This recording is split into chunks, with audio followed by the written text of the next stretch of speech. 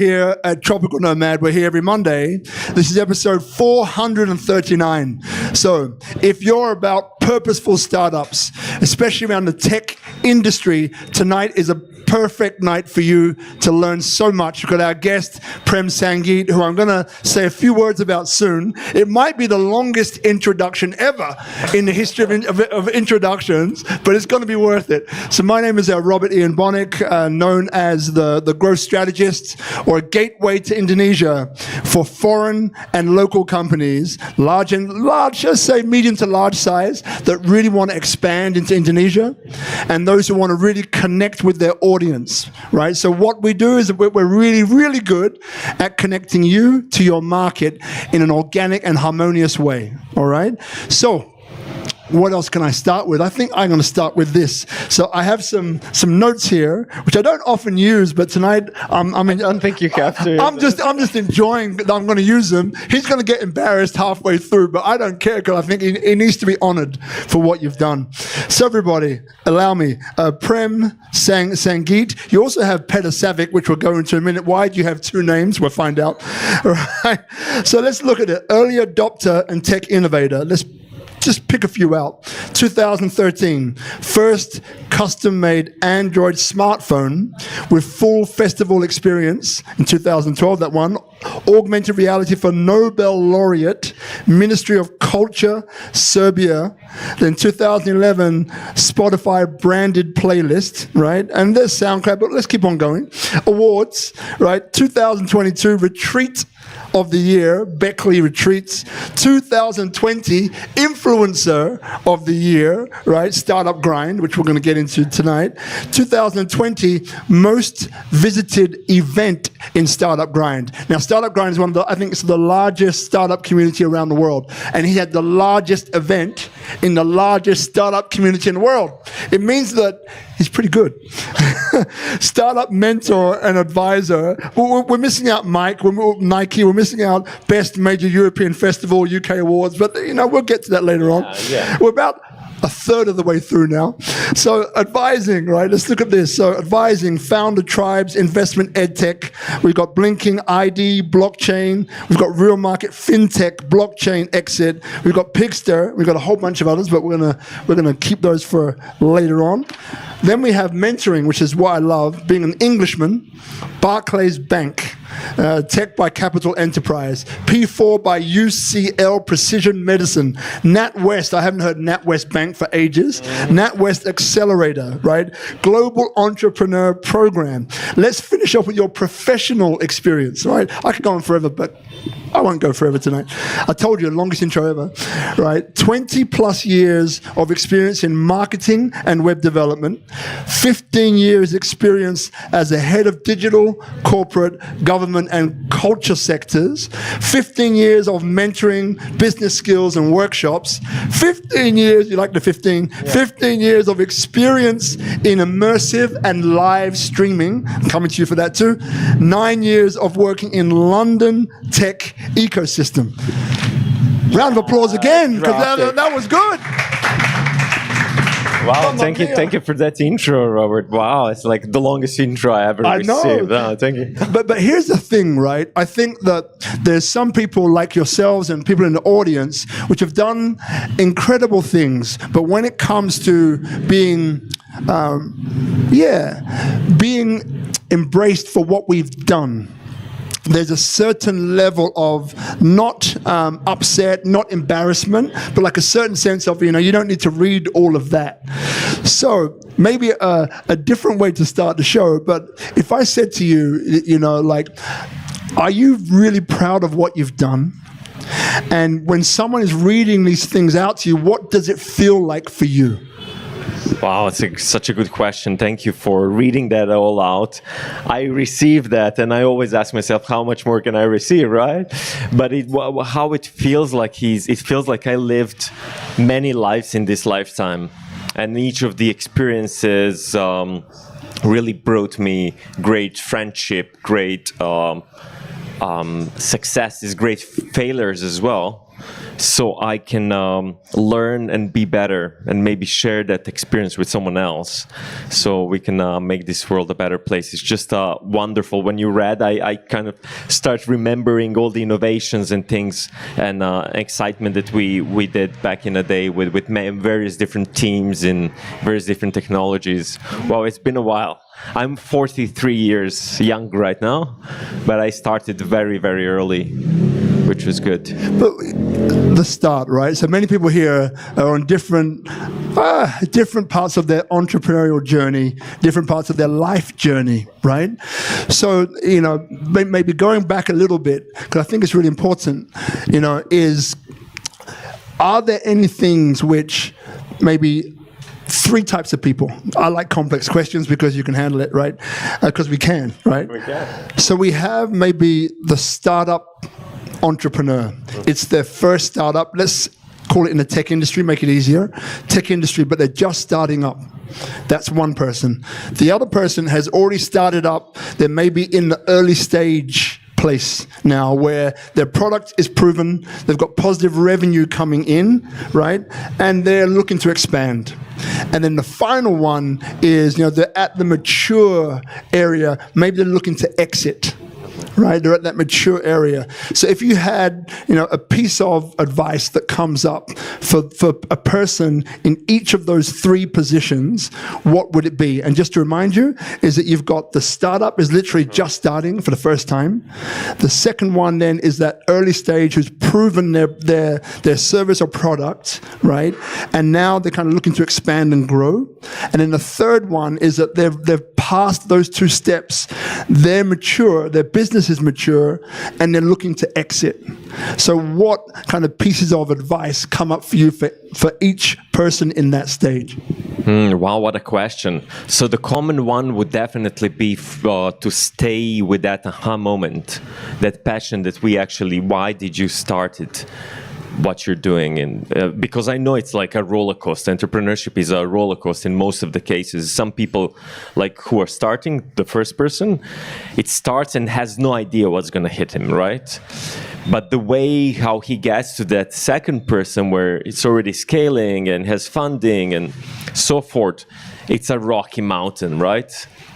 So, but through those waves, ups and downs of the journey, I think if we keep on remembering and stay true to our values, to our mission of why we had that aha moment, I think that's even going to push you through the final stage, which is M&As or exit, when people go public or sell their companies. It's so important to stay true. And I always remember working with entrepreneurs, and just quoting a guy who said, if you don't build your dreams, someone else will hire you to build their dreams, right? So what's your dream? It's my question to all 3 individuals, because I remember the amazing, the epic stories. For example, you have a GoPro founder. He was surfing in Bali, right? And he wanted to take a selfie, but his camera, wasn't waterproof, water resistant. So he invented a case and a camera that solved that problem. So he was not only supporting him, but many other people. Or a guy who invented IKEA bought a table, and he couldn't fit it in his car. So what he did, he unscrewed all the screws, put it in a nice box and in a backpack. And he had an idea, what if everybody else does that? So all these founders, they kept their dream throughout the journey. And that, for me, it supports me in why am I doing what I'm doing? Even if I start a new company again, or I'm scaling, or I'm already there to sell another company. Yeah. Got it. So the next question that comes just up is, because maybe what I didn't read from the notes, which are now somewhere else, is meditation, right? It's okay, retreat. So I guess my interest, it's okay, my brother, they're picking up the notes. I thought that was melodramatic earlier on, just kind of, for effect, but didn't quite hit the mark, but it's okay. Okay, meditation. the spiritual area, of which you've done extremely well as well. So when we talk about, you're extremely qualified, you've done incredible businesses, startups all the way through to late stage and exit. So when I ask you, when you look at, meditation or spirituality and business, if they come together, how do they come together? For each of those three again, for the startup guy who's just starting, or girl, lady, right? Not just the guy.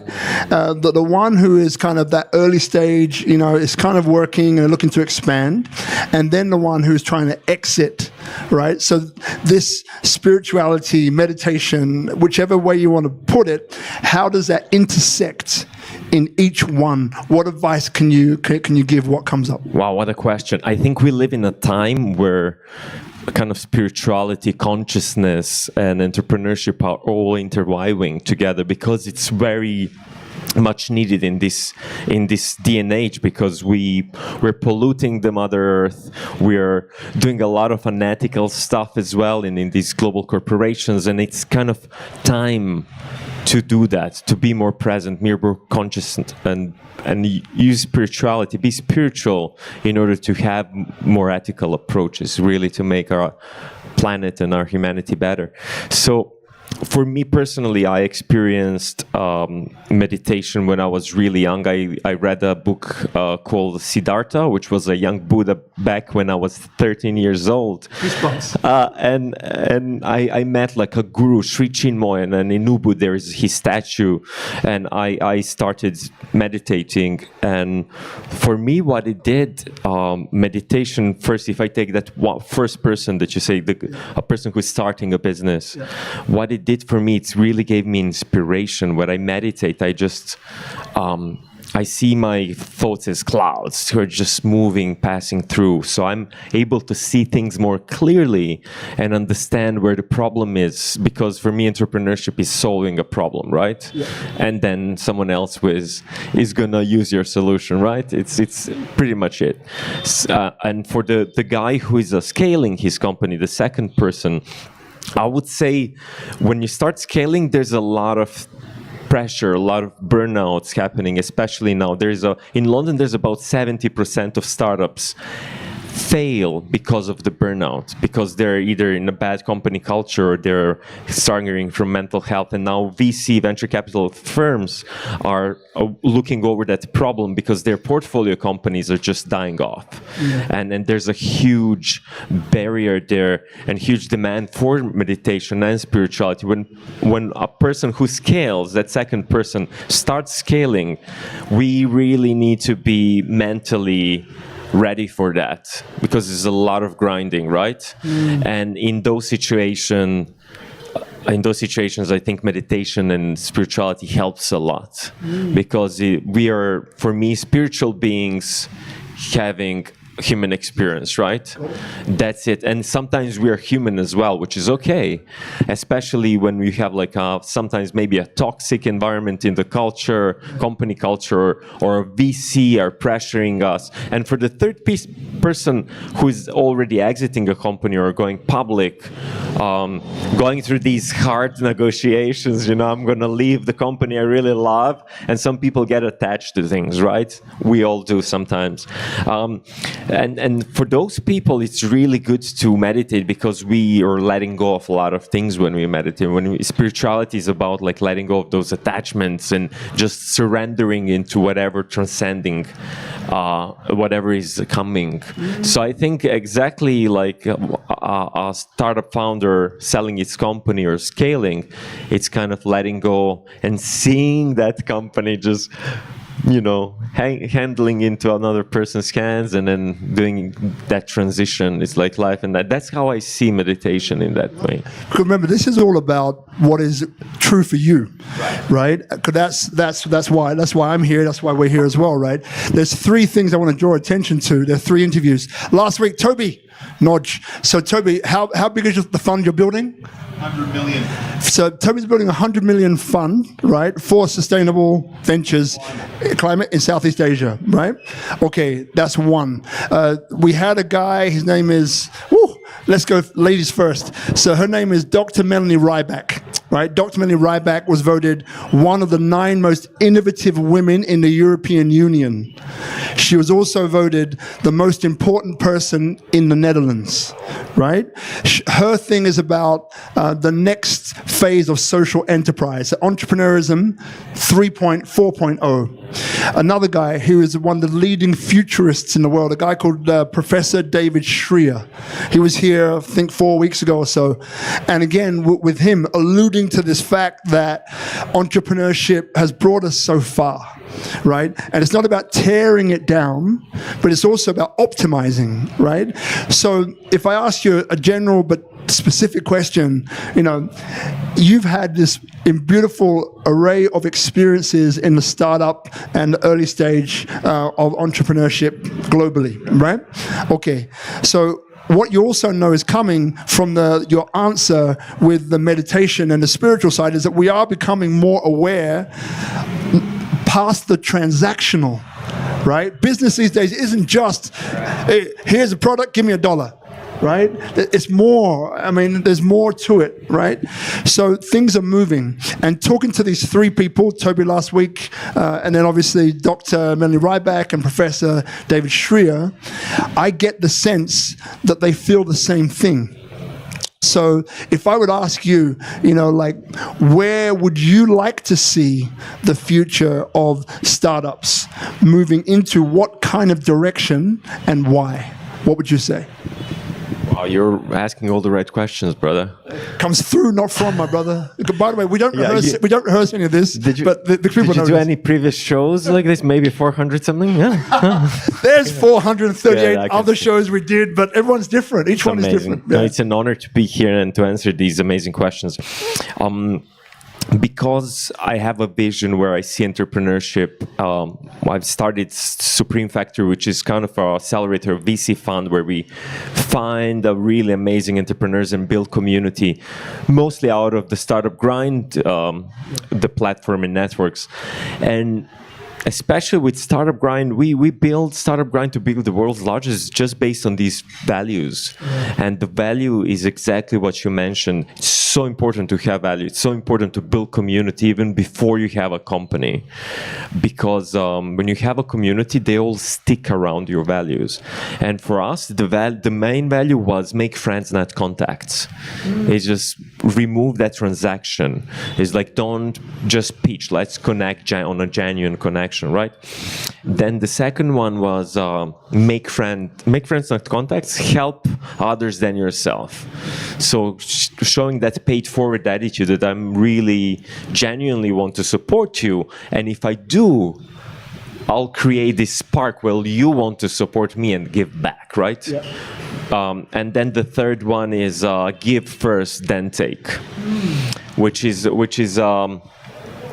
really beautiful connection to create based on these 3 principles. And if we practice these in creating communities of entrepreneurs and kind of creating sense of belongings, we can then, maybe have a specific social impact fund community for or any other impactful business that's gonna address these issues and really create innovative solutions. Because for me, innovation comes from collaboration. And we cannot work alone, unfortunately. Even if you have the most powerful AI startup in the world that does a lot of things, I think there is something with us being social animals that creates that sense of unity and community. And then I think that's where I would like to see more entrepreneurship moving forward, because that's where we are going to step away from the money-driven industry where a lot of money, investors, and the stocks are moving forward. That's why the industry is going that way. Like that's why the oil and then many other like unhealthy industries are went there. So less greed, more impact, more kind of genuine conscious entrepreneurship, if I may say. Great question, great answer. Sorry, Ryan, I'm going to ask you, my brother, just to keep it down over there because we can hear you from here. Yes, we can, both of you. There you go. Thank you very much. Appreciate you. So, where are we up to? So there's two things which came out of that conversation that we just had, right? Number one is for the audience here. So the questions that I'm asking will probably be another 10, 15 minutes. I like to keep this part short because you've all come in person and I want you to be heard, right? So you may have specific questions that you want to ask him. So you'll get that chance in about 10 minutes or so. So just, if you do have questions, write them down somewhere on your phone, on your friend's back, wherever you want to write them down. Your time will come. There's a third camera here. That camera swivels around. So you will be on... Yeah, you'll be on YouTube, Facebook, not Instagram, while you ask your question. So if you don't want to be on camera, don't ask your question, wait till afterwards. Just a little disclaimer there. Okay, so this is the thing. I love the view that Dr. Millie Ryback, Professor David Schreier, Toby, yourself have, which is this responsibility towards creating a future that's inclusive, not exclusive, to create a future that's obviously in the best interest, which may not be the most popular, right? Almost like an outlier concept, which is now not becoming an outlier anymore because people are waking up. All right, so the question then is, earlier on, I mentioned that we have a brother here, a brother, Gil Petersil, amazing friend, amazing man. Now, today I was served tea, right? And for the first time, and I loved it, right? So maybe now is the time to kind of say, what are you doing with tea, and how does that work in with all the things that we've just discussed? Wow. Tea has changed my life, really. And tea is one of the oldest brewed drinks. I mean, it came from Himalayas, from monks, Buddhist monks, and went to China, Japan. It's here, and Gil Petersil actually introduced me to tea, but tea in a different way, in a ceremonial way, or the way that we connect with people. What I was doing in London on running many events, I was just always hey dude, how are you doing? Hey, what's up? We'd never stopped. We were just from one to another, and then when I first drank a tea, I said brother, I see you. Yeah. Took a deep breath, and it just felt I'm here, I'm present. Slow network, but it's absurd. It's actually a paradox. When we slow down, we speed up our process of growth, right? Oh, I dropped my mic. That was a mic drop, not on purpose. You may have caught it, you may have not, but it will be on camera. It's a joke, right? But then the tea actually, when I researched the tea market, I realized it's completely untouched market in a way that how much disruption we can bring in innovation to market. And tea market is one of the oldest markets. It was back on the Silk Road, right? So it's been really exciting to work with many different startups in my career through acceleration, venture capital, or mentorship, advising. But this one with Gil Petersil called Chatty, which is chatty.club for all of you in Bali who want to experience a part of these events that are happening in corporate trainings and drink tea in a different way, networking way. It's absolutely amazing experience what Gil has brought, and it's been tremendous, really, to experience this slowing down effect of time, stopping time for a second, and then just really having a clear mind to connect with people on that level. Clear mind to connect with people. All right, while I pick this one up, I will pick it up this time. 3 things, if you can just nail it down, 3 compelling reasons why bringing the whole tea ceremony into the world of entrepreneurship works. What would they be? I think networking for definitely, and you're gonna guys experience here in the house tonight, Gil serving tea and facilitating networking straight after our talks. I'm so excited for you to experience that. That's definitely number one. Number one, networking. Number 2. Yeah. Number 2 is what I learned is a lot of meetings that we had over past 15, 20 years. There were a lot of meetings, a lot of long meetings, they all started like, wow, we're running from the traffic, running from another meeting, just never cleared out, really never present. It was always like bringing all your problems with you, and then sometimes other elevated emotions. But when you put tea in a meeting, when you start a meeting with a tea, it can be so much more productive. Just try it, and then you'll see. And then the third one, I think, that's most important is if you ever want to close a deal, or like go to a term sheet, a final agreement with an investor or your client, big client, just do it over a cup of tea, and you'll see a percentage of conversion that happens. It's just gonna surprise you so much. And it's nothing like that's in this cup of tea that's like super powerful. It is. I mean, camellia leaf is very healthy and supports so many things in our body and our mind. But that just ritual of having a tea with someone creates a genuine connection between us, stop us, and really want to create that human connection, because business industry is not business industry, it's a human industry. Yeah. Even though the AIs are coming, we're still humans who are working with each other, right? So yeah, 3. Got it. So I got those 3, but there's probably 5 in there, but 3. So one is, no, it's all good. Slow networking, presence, closing deals. But then what you're also saying is that it's the environment that it attracts. And at the end of the day, I think what the word mastermind, is an incredible opportunity to leverage to the power of many, right? The voice of a few. So these are the things which I'm seeing. Okay, we've got 2 minutes, then we're going to go to questions. So have your questions ready. Remember, microphone to your mouth, not this. Oh, now the other thing I didn't know about, he's beatboxing. This I didn't know. All right, so some key takeaways for tonight. Strategies for sustainable growth. Learn actionable strategies that empower startups to achieve regenerative growth while maintaining their core values and mission. Okay, number 2, leveraging community and networks. So discover the importance of building strong networks and communities to support purposeful entrepreneurship and enhance collaboration among innovators, which many of you are here. The third will be navigating emerging technologies. So gaining insights into how to effectively leverage emerging technologies like AI, Web3, and Fintech to drive impactful solutions and create value in the marketplace.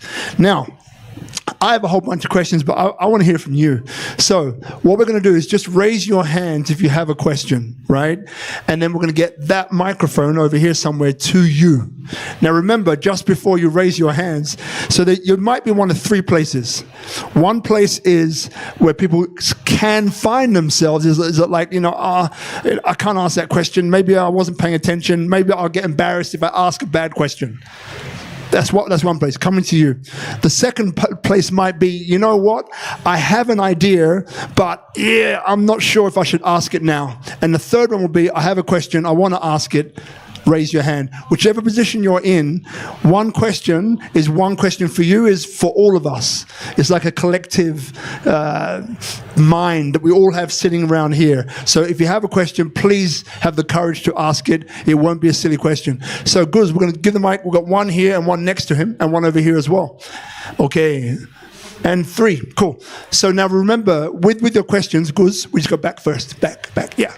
With your questions, please, let's keep the questions to the point. Don't worry about your name, your company. Just go straight to the question. It means we can have more questions, okay? Thank you. Yeah, of course, yeah. But please, I need to telling something about my story to build this my company. My brother, you're the first one. You always get the love. Please. Oh, okay. Now I have a busy as a teacher, and I don't know how I can deliver my job to my team. That's why I feeling something wrong as a leader in my company, because in the morning to the evening I teach my student in the school. After that, I need to manage everything on my own company, like making a content on social media and how manage my customer and everything. I built this company less than 3 months, but I have more than 10,000 customer, and then I get a 5K followers on Instagram. I get a lot. I see the biggest opportunity in my sector right now. But my question, how I can deliver to and how I can make the great team for my company, because it's my first time in this sector. And before I just a professional as a teacher on the formal school with the rules on our Indonesian government or our government. It's really hard to change my own activity as a professional as a leader in the company. Thank you. First of all, thank you for asking the question. Victoria, do you want the microphone? Did you raise hand? This over here in the front. Yep. Thank you. Yeah, and congratulations on your success so far. Efforts, they do pay out. I think where my growing curve is still, I don't micromanage people, but for me, I like to delegate stuff, but sometimes I do things much better than my employees do, right? Because I know exactly what my mission is. So imagine if your employees, and I understand you're like a small company, you don't have many employees, but if you hire someone local, they need to be aligned with your mission. That's the main thing. If they don't, I've seen in London, where you have like a really good employees, really talented, what they do, they go to a next company who will pay them more. And we lost so many great talents until we figured it out that you actually get to have that company culture that's aligned with the values and mission, and all your employees are aligned with that. So it's a conscious entrepreneurship. You're going towards a goal that's going to make them more happier than all the more money they will get for another job if they take on and leave. So that's the one thing, that you hire someone who is fully aligned with your goals. And then delegate as much as possible to them, because your time is important. So you get, let's say, a part of those thousands customers you have, the revenue you allocate with 2 people that will then delegate a lot of your work. And then the second thing is, I always think about future of work and what roles will be obsolete. I spoke to Gil the other day about all the roles that AI is already taking over. And imagine in a few years what will happen when it gets even smarter, and it's going on exponential growth, super fast. So think about what you can automate leveraging technologies such as AI or Web3 even. Web3 can do a lot of that things. So search TikTok, search some decentralized browser for more kind of insights, for more funnels. I found that a platform like make.com or things that are using if this then that type of strategies, you can automate so many things, use AI to generate so many things, and that will basically create that AI agents, and then you can hire people to build those automations for you. Hope that helps. Thank you for going first. And just while he's asking the question, there was a guy, name is Renat Huberger. Anyone here remember Renat Huberger? A few people? Nope. Okay, Renat Huberger, fantastic gentleman from Zurich, from Switzerland. He scaled the largest company in the world when it comes to projects that remove and facilitate the removal of CO2 from the atmosphere. South Pole is the name of the company. Some of you will know it, some of you won't. One of the things, because he had a real entrepreneur or founder's journey, right, where he scaled so fast from one year literally to the next, I think it's 200 or 300 people. Boom. What he didn't have time to do for each of the people coming in was to ensure that their values matched the values of the company. So he onboarded all of these people And what ended up happening, you can watch the episode, a few of them, because if you have 300 people, let's say 2% might be bad apples, 2% of 300 is enough people they stole hard drives, leaked them to the press. There's so much that happened. I can say it because he already said it, so it's not me speaking out of school, right? But one of the things which was really important to him looking back was that one thing which I didn't do that I must do for anything which I am involved in. He's a great, he helps a lot of companies now actually, Renat Huberger, is that please make sure that if you are hiring staff, that you ensure the values of the team match the values of your company. If they don't, let them go. Brother Gideon. Welcome. Thank you so much, Rob. You're amazing. Good to see you. Yeah, Prem, you're really cool. Like, you have a lot of, accelerators, incubators. I guess I have two questions. Like, first, what's your innate desire for growth, right? Like, what pushes you to keep moving forward? Because there's a lot of things to do, right? Like, I feel like you're a giver, You like to give value. So what drives you to be this person? Second is, I love about Supreme Factory, so would love to know more about that. I myself collaborating with different NGO founders, so they are very mission-driven, purpose-driven, but also creating value. So I would love to see how we could also collaborate. If you have any criteria also for Supreme Factory, would love to see it. So we solve problems like heavy problems like homelessness, hunger, poverty, lack of education, and health. So in those 5 sectors with the ecosystem. So I would love to see how we could merge as well and have a tea over it. So that's 2 of my questions. Thank you, brother. If you pass the microphone over this way, play over to you, Prem. Yeah, well, first of all, thank you for doing such a wonderful work. This world needs that so much now. We see so much poverty and everything. And partly what really drives me, which is your first part of your question, is surrounding myself with amazing people. They're smarter than me in some ways, that are inspiring. Because, at the end of the day, who we are, our personalities, this ever-changing personality is basically built on 5 people you spend your time with, the most time with. So I like to work with people that inspire me. Like Gil inspires me a lot. I work with him, and I work with many other founders over many years, and each one of those inspires me in a way that I learn more about myself, and I also unlock my network. I have a huge network. People say your network is your net worth, right? But there's no value if you don't use it, right? So what I try to do is, if I work with Gil and I know that he's fundraising for his tea, I'm gonna activate my networks and I'm gonna get in touch with these people that I really love and honor, and I don't have the chance to speak with them more often, but I'm gonna reactivate all my network and I'm gonna check up with them, how they're doing. And by the way, my good friend Gil, we're working on this project. Supreme Factory is supporting it. Can you support it as well, or do you know anybody to support? What's up? And that way, all these people come to me for some divine reason. That universe has his own play, and I always believe in that.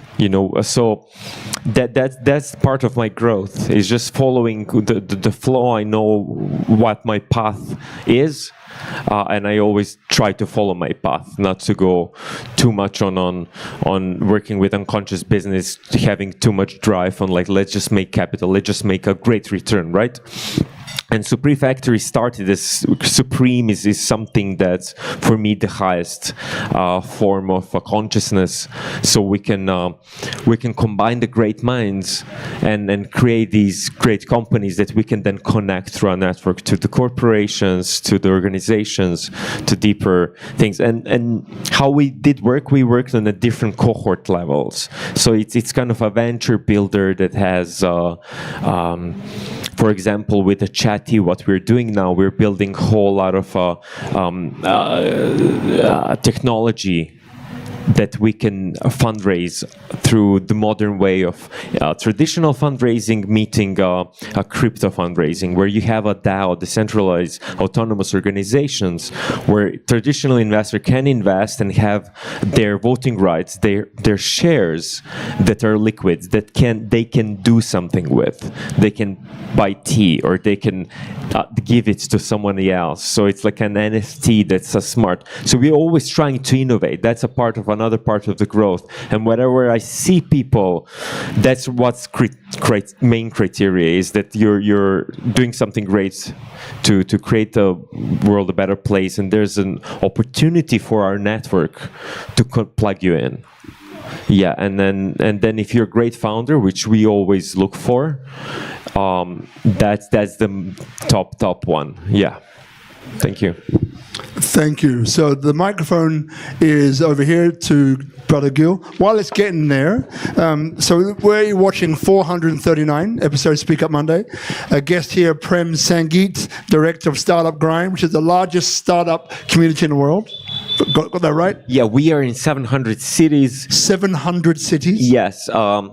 And about 5 million people like yourselves visiting probably more than 400 events. And I've been running Bali chapter, London chapter. I've been in Costa Rica, Malta. Basically, past 6-7 years, I've been traveling around the world and kind of working with different directors in those chapters, and also starting new chapters. And imagine having a massive global family. Wherever you go, there is an ecosystem that you plug in with those values that we spoke about. Make friends, not contacts. How can people join Startup Grind? You just go to startupgrind.com, and if you want to join Bali, startupgrind.com/Bali. And we have a few events a month. We have workshops, or all events are free. You can join and then come to our events. And if you need any mentorship, which I think is really, really important, you can meet some of our mentors. If you want to present, at every event, we support local founders to come and pitch. And what we do, we always film it in professionally, and we live stream it to our global audience. And potentially, if you're something that's really syncs with Supreme Factory, then we're going to support your syndication round and help you fundraise and then guide you through that way. Wonderful. So we're about to go to another question. So just to keep everybody in check, so we've got 3 key takeaways. So after this, strategies for sustainable growth, leveraging community and networks, and navigating emerging technologies. That will be a quick fire round, right? So what we'll do is I'll get you to do like 1, 2 or 3 Red. from Blue. each one, right? Just 7. so people here, I make sure they get value, right? Because that's what we said we're going to cover. I want to make sure that we cover it. Brother G, over to you. This has been so good. I love seeing you guys connect. I love how deep you ask questions. And because I know you so well, and you're 100% right, he is a man that likes to serve. Serving people, especially entrepreneurs, is a massive distraction in life as well. Because there's too many people that need help, and we want to help them. So I want you to answer, but then I want you to answer if it's okay. In the nearest future of your life, coming weeks, who do you wish to serve and why? Where's this entrepreneur that you want to spend your time and maybe have tea with, and why? Describe these people that, he's buying himself, yeah, he's taking a sip of tea. See, he's smart. All right, so I don't think your mic was mic'd on, Brother Guzman, but everyone can hear him, so it's okay. So your question was, in the next coming weeks, who is it that I'd like to serve, or who is it I'd like to meet? Who is it that you want to spend time with, and why? Ooh, okay. Ideally have tea, which means it's a while. It's not a 2-minute connection. And there's no names. It's just describe the people that you wish to serve, because you serve when you spend time with them. Oh, it's a great question. For me, it's a very clear answer. So for those of you who watch the show or who know me, there's 3 things which underpin SpeakuP Monday. One is people inspire people. The other one is unity and diversity, which is a motto of Indonesia, right? I say this most weeks, but I've got to say it again quickly, is you're talking about a nation of almost 300 million people, of 700 plus cultures, 500 plus languages. The average age is around 27. Let those stats just sink in, right? Each time I say it, it kind of makes me recheck myself as well, right? So with me, my background, I've always been about how do we bring people together, right? Unity and diversity is that piece. Why? I grew up in kids' homes from the age of 6 months to about 17 years of age. At the age of 12, I knew exactly what I was supposed to do in my life. Through violent acts and things that happened, wanting to get revenge, on day number 3, I had a realization. In history, 6 months prior, we studied the 100 Years' War. The 100 Years' War, which is still going on today in the Middle East. And one question that was asked that I did not understand at the time was, a kid next to me, we're about, again, 11, 12, right? He said, "Miss, 100 Years' War, yeah, it can't be the same people fighting, can it, miss?" And it went over my head. So like a lot of kids in class, I laughed at him, right? I look back now thinking, well, that was an idiot move to be, but that's what I did, right? That's what I knew. On that 3rd day of resentment, anger, humiliation, upset, I realized something really important. It was, well, actually, it's not the same people fighting. It's a message that's passed down from one generation to the next. Right. And so it goes on. So at that point, I realized you're either part of the solution or part of the problem. Choose. I chose to be part of the solution, which is what SpeakuP Monday has always been about, and anything of value I've ever done, unity and diversity, people inspire people, have been at the core of it, right? So to answer Gil's question, great question, man. Really. So for me, it's always been about, and last thing, 15 years ago, I met my dad again, and then I found in our extended family tree people like Martin Luther King, Malcolm X, Marcus Garvey, all Jamaican Maroons. I had no clue or no idea. And I wasn't a kid who was going to be a speaker ever in my life, if you looked at when I was very young. So, but you had a dream. But I had a dream. Mamma mia, you got me. Yeah, you know, so who do I want to meet? I'm an intermediary between government, private enterprise, and foreign investment. Why? Because private-public partnerships are a way to create unity and diversity in the world, right? Through the political system alone can get a bit difficult. Through entrepreneurship is a perfect way coming together to reach the goal of uniting countries, groups, people. So that's what I'm all about. So who would I like to meet in the next coming weeks? It's the same one. I want to meet the president, right? That's what I want to meet. So I want to meet people who are affecting change. Last week, Toby, right? $100 million fund. He's affecting change in that industry. And so the last 438 episodes, from the co-founder of Gojek to all the, Dr. David Shrier, Professor David Shrier, Dr. Melanie Ryback, Melati Wason, who's here in Indonesia, they're all doing their bit to impact change in their lane. I'm a guy who brings all the lanes together to make something happen. So that's the answer to your question, brother. It took a bit longer than I thought, but hey, you asked, I give you an answer. Prem, you have plenty of time to think. Plenty of time. I was just listening to your wonderful answer, and thank you for connecting that bridge between private-public partnership, right, with the government and entrepreneurship. And you mentioned something about like clearing that generational trauma, that thing that we have opportunity to change, so our future generations, even our past generations, can be relieved from, and then we can create a collaborative environment. Settings is good. So for that reason, now in the next few weeks, I would like to meet someone who's smarter than me and has ideally that wisdom. And I spend a lot of time with indigenous people, learning from their practices, how they treat other people, how they treat nature. And I as much as I can, I give reciprocity back to those people. So I would love to meet some of the wisdom keepers that can take me back to those simple things in life that we can do as a community, to do in a business, to do in connections, like tea is so ancient. Yeah, yet, Gil is bringing it to this modern world and then creating that bridge. So yeah, indigenous wisdom keepers. Thank you, Gil, for asking question. I'm going to ask the same question back to Gil, but not yet. So, because I want people to get the value that we promised them, this is a quick fire round, right? So, I'm going to ask you a question. I want you to think of 2 or 3 answers that will help those here, right? Okay, take a breath. Oh, okay. By the way, before we do that, just a quick raise of hands. So, who here is at the fresh startup level? Raise your hand. Fresh startup level. Awesome. Right. Who here is in the early stage? They've proven their product. They just need to grow faster. Raise your hand. Beautiful. And who's in the third stage, which is like, we just kicked everybody? I'm joking. Meaning you've done very well, right? And now you're looking to exit. Raise your hand.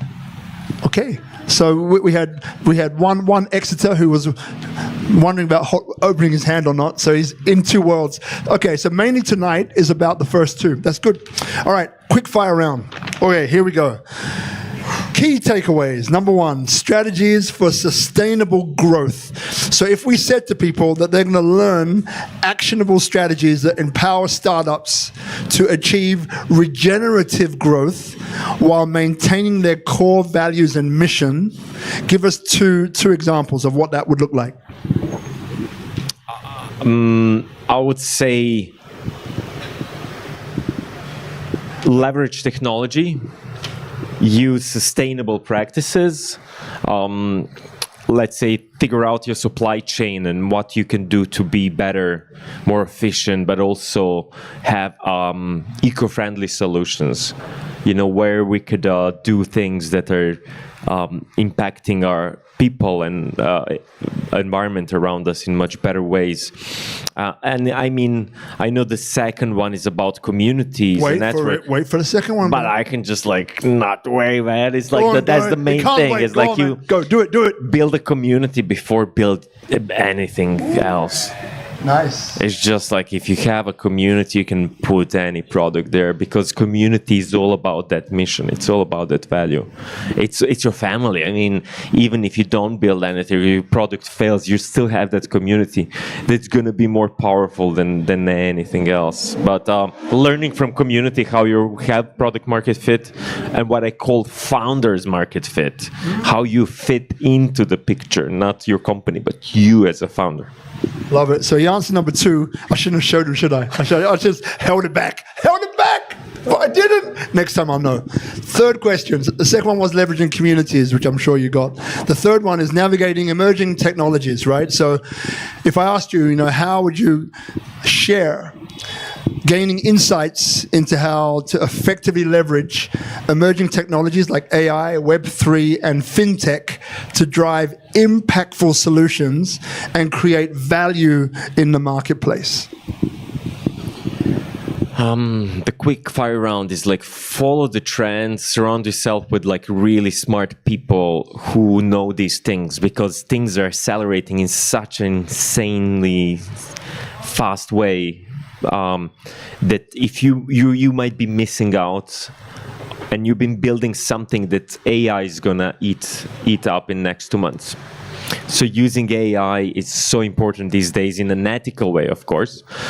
Using blockchain is just why would you use Web 1 when you can use the Web 3? Why would you go back into 90s and build on HTML when you can have a functional connection online?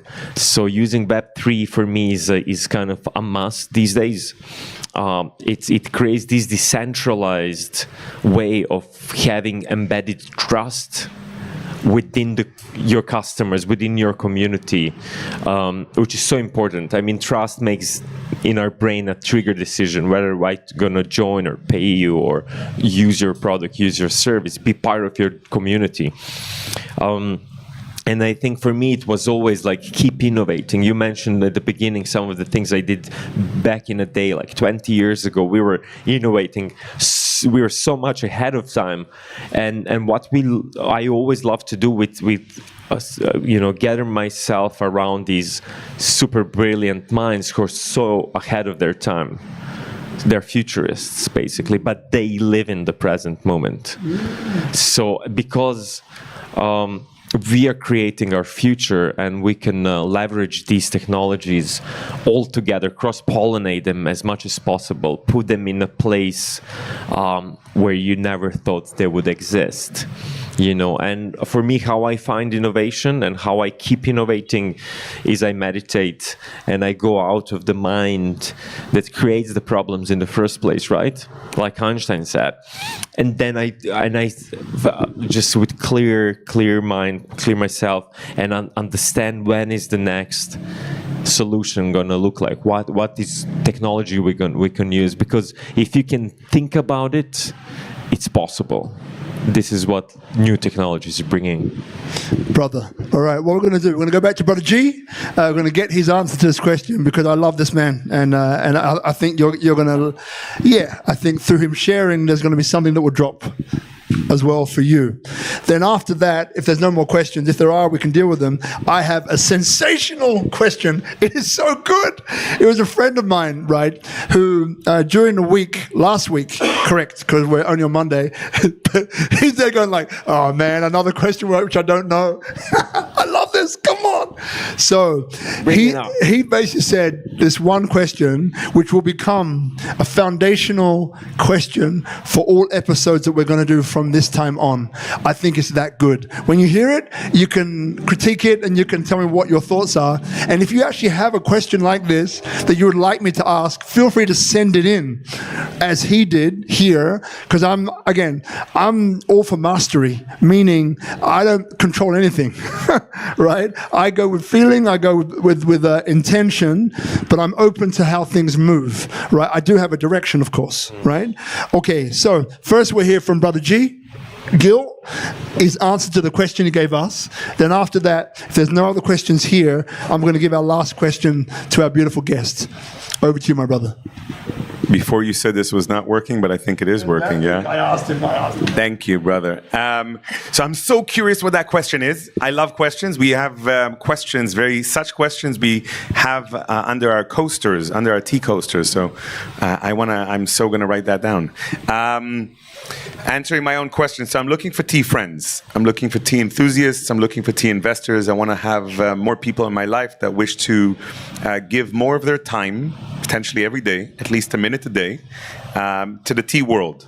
Now, if you want to give more of a minute a day, you can give hours a day. I'm giving my full life, and I have 3 kids, multiple projects that I've let go of, many clients that I've let go of. I have a lot that I've let go of my life at the age of 45 to have my mission fully focused on a it is a studio. It started as a business, but it's not. It's a venture builder studio under a DAO that is all about tea, bringing tea to the corporate world, bringing tea to Silicon Valley, bringing tea to hospitals in Jakarta, bringing tea to entrepreneurs, bringing tea to families, and not going to the extreme of tea ceremonies, but also not going to the extreme of killing a tea with a tea bag with sugar and milk. Sorry to the British guys, whoever. Yeah, sorry. But yeah, exactly. It's going somewhere in the middle. So I'm looking for more people to help us right now, because I need help. I need help in the team. We're currently building a stronger, it's a kind of a Chatty 3.0 of a founding team and then founding community.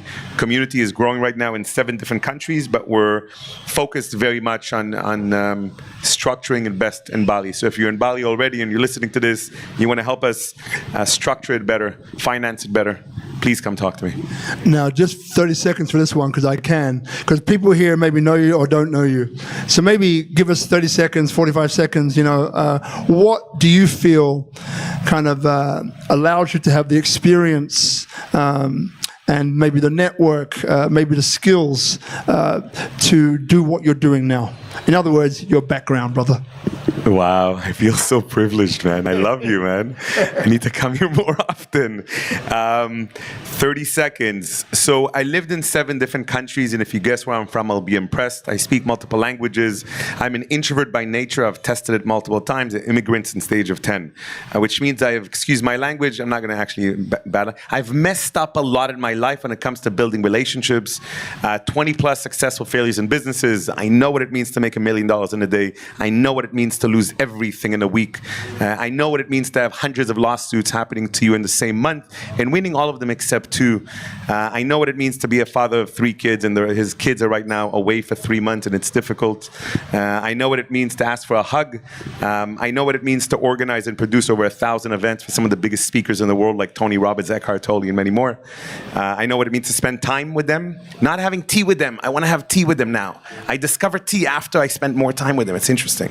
I know what it means to have a brother like this that I just wish to serve and think of him and meditate about him and others. Being able to drop a lot in my life now and choose to combine tea and quantum networking mechanics. I've been studying human networking algorithms for 10 years. I've been very privileged to teach it to governments, corporations, and many beautiful human beings. And I like to play with time. I like to understand what a minute is. Thank you for allowing me more than a minute. My brother, welcome. Now, are there any more questions before the question? Oh, there's one behind you, yeah. All right, but people are wondering what the question is, right? Maybe I oversold it. I hope not. I don't think so.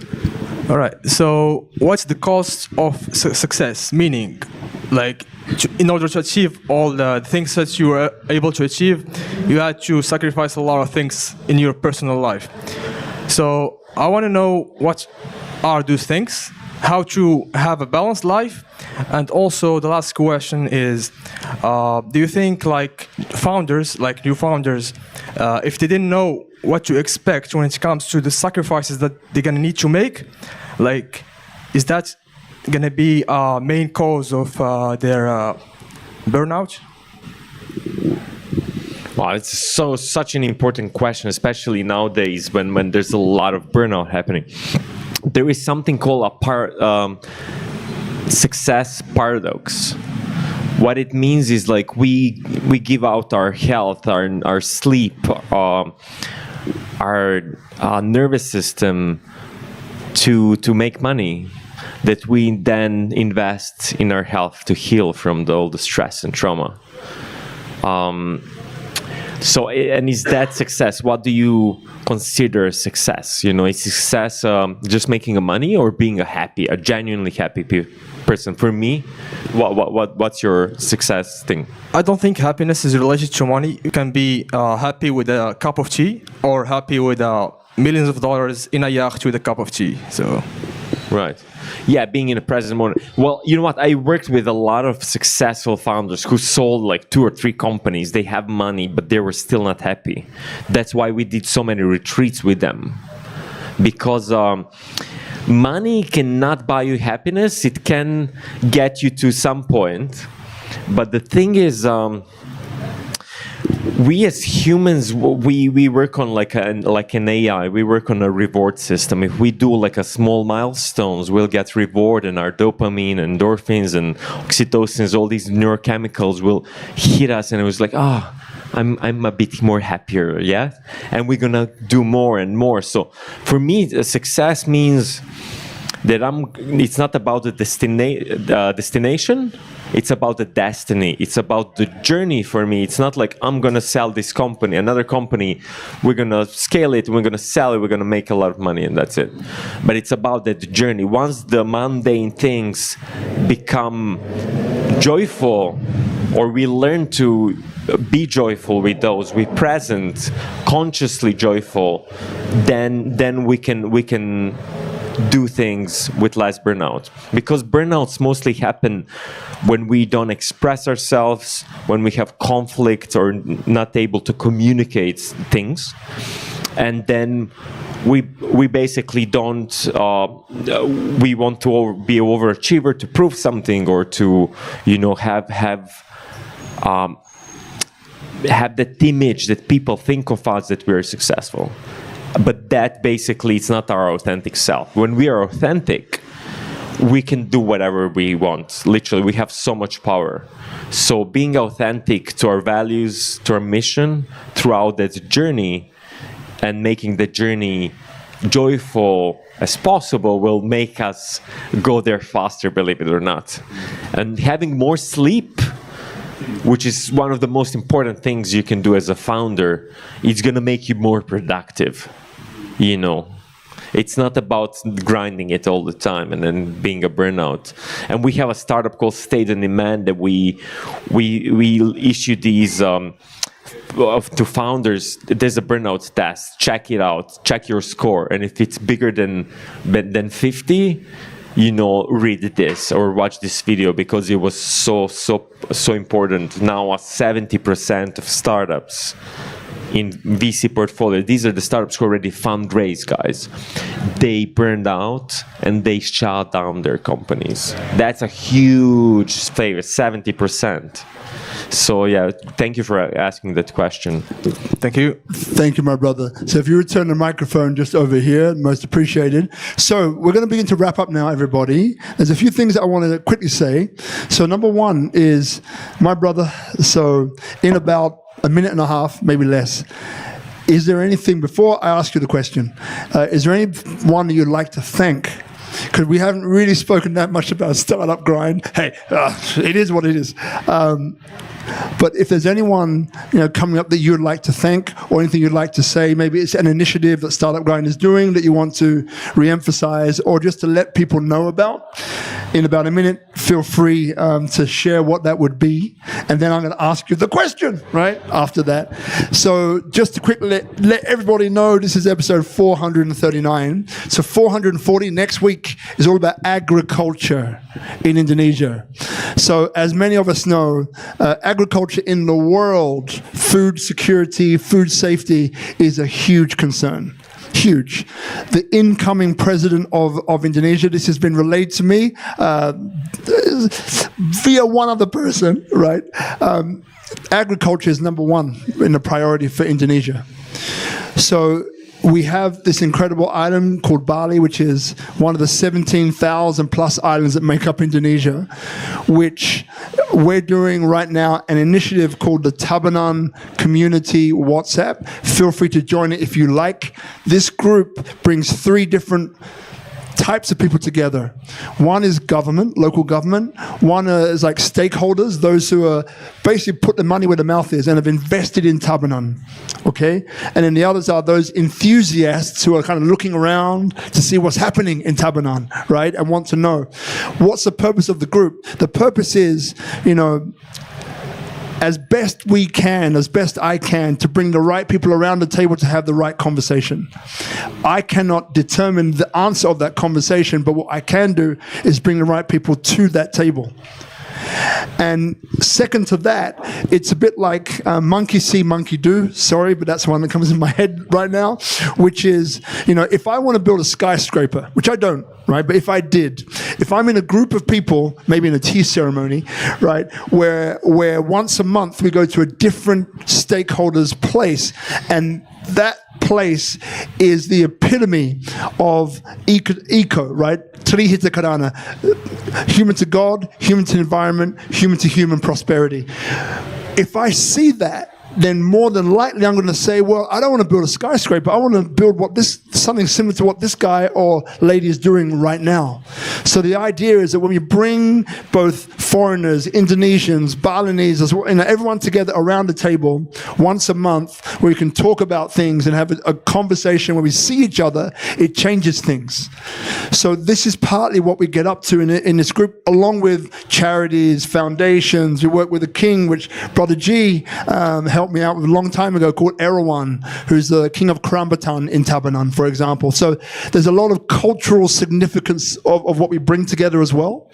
And it's a beautiful thing. So if you're interested in knowing more, come and have a chat to me afterwards, or just send me a message saying, I want to join the Tabanan Community WhatsApp. So next week is all about agriculture, as I mentioned. So that one's coming forward in a beautiful way. And I just want to thank Guzman. Who else we got here? We've got Hadis, we've got Sister Ayu around here somewhere. She is. Thank you so much. Thank you to the audience who's coming. As I mentioned before, the thing about coming in person is that you get to meet someone that can inspire you to the next stage, no matter what stage that might be. It just happens like that because we play that game in the beginning where we get to know each other. So all of this is really powerful. Watching online is fantastic, but in person is where it is, right? So thank you very much. And then finally, obviously to our guest, I didn't ask you about the Petasavic, maybe for another show, but Prem, mate, you know, only met you recently. I feel like I've known you for a long time. But brother, I mean, what you're doing in the world with Startup Grind, with all the other initiatives and the kind of person that you are, obviously, as I think someone said earlier on over here, it's clear that you're a person who is in service of others. This is clear. It is clear that you are doing this at scale. It is clear that you are doing this in different countries for different people. So to me, I'm already a fan, right? If you didn't realize already. So really glad that you've made the time to be on here to today. And now please feel free to have some words on maybe what it is you'd like to share before the final question. All right, over to you, brother. I just want to express my gratitude to you, brother Robert, for doing this for 439 times already. It's like, what an honor to be here. Thank you for do what you do, especially with all the reciprocity that you're doing with the locals here in Bali, creating this beautiful Mama Bali Island even better and more sustainable. Yeah, thank you to Gil for serving us tea and being inspiration. Thank you for all the people that came here. Thank you all for watching. Thank you to my family. Thank you for academia. This is going to go somewhere else. Yeah, so people always say, cut him. All right, fine. Final question. And people are like, thank God. Really curious to hear like the question. We do these tea talks with the chat. You know, we just did 20 of those at the CoinFest a few weeks ago, and we always like to end the conversation with these silly questions that you take out of the tea coasters, like, what do you want to be when you grow up, and things like that. You know, it's just like. Did you see how he just judged my question as silly? I don't know, man. I take back everything I said. You're an idiot. No, I'm joking. All right. No, it's the most interesting questions, actually, I think, but to find a different side of the question, to find more humor. Right. No, listen, it's okay, man. We know what you meant. So this one is from Robert B. But a few people here know who I'm talking about. It's not me. It's not a guy. It's from Robert Beard. There you go. Robbie, if you're watching, thank you for the question. So, to date, what is the impact or contribution to society, environment, or Indonesia that you have made or hope to make? That's part one. And then how do you measure that contribution? So I'll ask the question again, right? So to date, what is the impact or contribution to society, environment, or Indonesia that you, the guest today, have made or hopes to make in the future? And then how do you measure that contribution? Wow. It's a question, isn't it? I can tell people it's such an important question. I think most of the companies don't measure that at all, which is such an important, how you close this on. So my mission is to create an impact, social impact, environmental impact, any impact I can have. And I feel like just by me being a better person, being more spiritual, which Bali culture has been for centuries, it allows me to create that environment around me. It's like me being a better person is where I start. But I feel like we already did the Startup Grind so many events here. We had, in past year, since I've been here, we probably had over 30 speakers. Oh, no more. Oh my gosh. We had 40, including 20 from the few weeks ago. And with most of them, we asked about how they're supporting environment or Bali in a way, what we can give back as a reciprocity to this beautiful nation here. And I think this is how we measure is like from all the startups as well that join us and then share these social impact things and partnerships that we do. We try to measure a number by how many people we gathered. And because we broadcast everything through Startup Grind Global Networks, how many people have seen and reacted.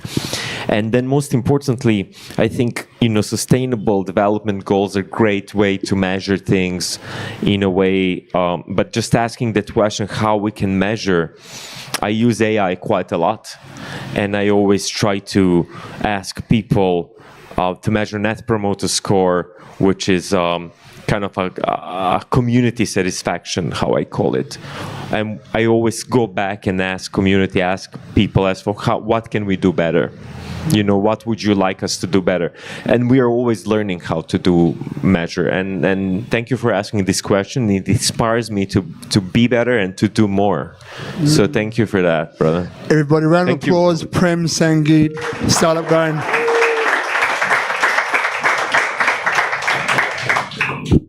Santa Margarita. So.